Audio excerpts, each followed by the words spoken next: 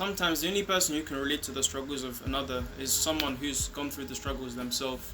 In this video, I'm going to show you the hidden gems that I discovered by studying elite calisthenics athletes to fix my dead form planche. I recommend watching the videos Valentin released on his page if you haven't already. There's a lot of valuable information there. There are 3 simple steps that will get you on your way to mastering the full planche if you're already on that journey and you've been struggling with your elevation and protraction and wondering why you've been stuck having a dead planche.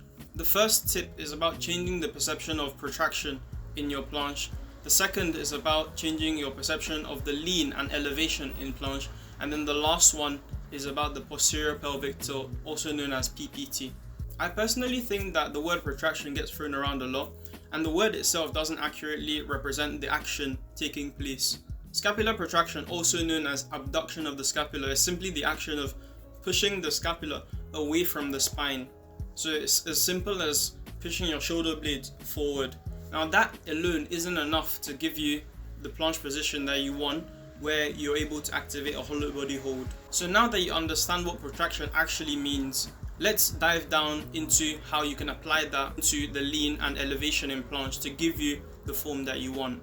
Because the form that you actually want comes from the second tip, which is about the lean and elevation. If you look at athletes performing a planche press, if you stop at a certain point, it's possible to see where the body goes into a more natural position, similar to how you would look like when you're standing upright. If we pause there, notice the position of the arms relative to the body. I want you to replicate this movement now yourself in front of a mirror, standing with your arms elevated. Now comes the lean element of the planche. In the position I showed you earlier with your arms elevated, you want to bend your body, not at the hips, but only using the upper part of your body, so the upper spine. What you'll notice is that if we compare this position to another where the arms aren't elevated before the lean element, the wrist positions are different. One is parallel to the body, similar to how you'd hold the parallel, while the other is at an angle. And this is how I got injured so many times in my wrist without understanding why, because I was putting too much stress through the TFCC, the triangular fibrocartilage complex, on the ulnar side of the wrist. When I started applying these new discoveries, I noticed a lot less stress on my wrists,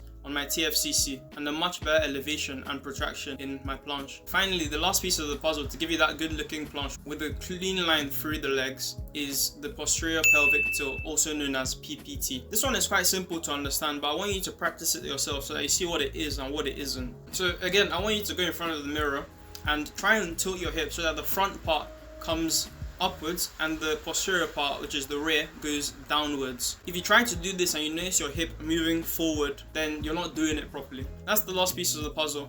For more calisthenics tips and to follow my journey to become the top calisthenics athlete in the UK and beyond, subscribe to my YouTube channel. If you want to see what my current strength looks like, you can follow me on Instagram at anthony.swp. Also, check out my calisthenics brand at Street Workout Plus, which is the logo here. You can check out our sweatbands on our website and the Instagram page as well. Link will be in the description below. So see you next time.